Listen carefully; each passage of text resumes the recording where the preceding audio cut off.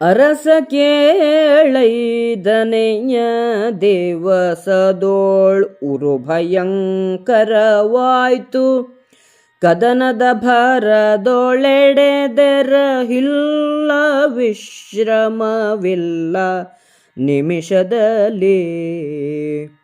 ಎರಡು ದೆಸೆಯಲಿ ವೀಳೆಯದ ಕರ್ಪೂರದ ಕವಳದ ಕೈ ಚಳಕದಲ್ಲಿ ತೆರಹನಲ್ಲದೆ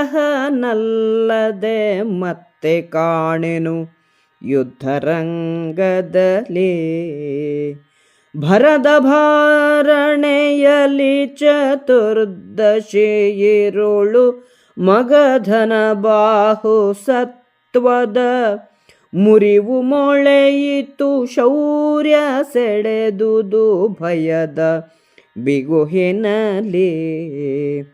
ಉರು ಪರಾಕ್ರಮ ತೇಜ ಪಡುವಣ ತರಣಿಯಾದುದು ದಟ್ಟನೆಯ ಧರಧುರಕ್ಕೆ ನಿರ್ದ್ರವ ಜಿಹ್ವೆಯಾದುದು ನಿಮಿಷ ನಿಮಿಷದಲ್ಲಿ.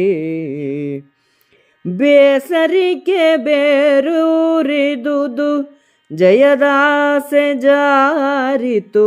ದಿಟ್ಟತನದ ವಿಳಾಸ ಹಾರಿತು. ಸುಪ್ರತಾಪದ ಕೆಂಪು ಕರಿದಾಯ್ತು. ಮೀಸಲಳಿದುದು ಮುಳಿಸು ಶೌರ್ಯದ ವಾಸಿ ಪೈಸರವಾಯ್ತು. ರಣದಾವೇಶವಿಳಿದುದು ಮಗಧಪತಿಗಿದನರಿದನ ಸುರಾರಿ. ಹೊರಗೆ ಬಲಿದೊಳಡಿಲ್ಲವನು ಪರರರಿಯದಂತಿರೆ ತಿವಿವ ಮಗಧನ ಪರಿಯ. ಅರಿದನು ಧನುಜರಿಪು ಪರರಿಂಗಿತಜ್ಞನಲೇ.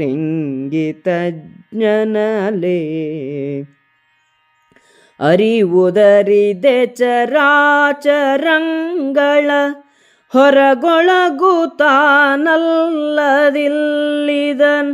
ಅರಿಯನೇ ಶಿವ ಎಂದನ ಜನಮೇ ಜಯನು ನಗುತ್ತಾ.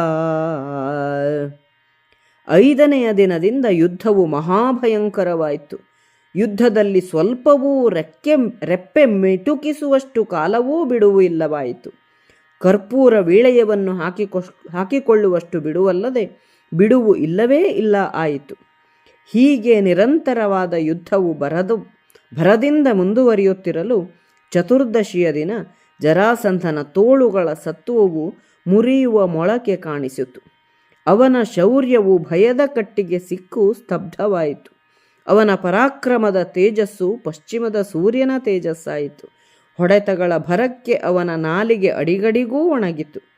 ಜರಾಸಂಧನಿಗೆ ಬೇಸರಿಕೆ ಬೇರೂರಿತು. ಜಯದ ಆಸೆ ಜಾರಿ ಹೋಯಿತು. ಕೊಬ್ಬು ಮುರಿಯಿತು. ಶಕ್ತಿಯ ಕೆಂಪು ಕಪ್ಪಾಯಿತು. ಸಿಟ್ಟು ಇಳಿದು ಹೋಯಿತು.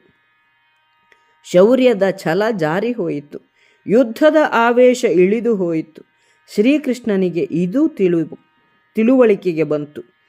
ಹೊರಗೆ ದೇಹವನ್ನು ಕೈಯನ್ನು ಬಲವಾಗಿಟ್ಟುಕೊಂಡು ಒಳಗಿನ ಅಧೈರ್ಯವನ್ನು ತೋರಿಸದೆ ತಿವಿಯುವ ಜರಾಸಂಧನ ಹುಳುಕನ್ನು ಪರರ ಇಂಗಿತವನ್ನು ಬಲ್ಲ ಕೃಷ್ಣನು ಅರಿತನು ಎಂದು ವೈಶಂಪಾಯನನು ಹೇಳಿದನು.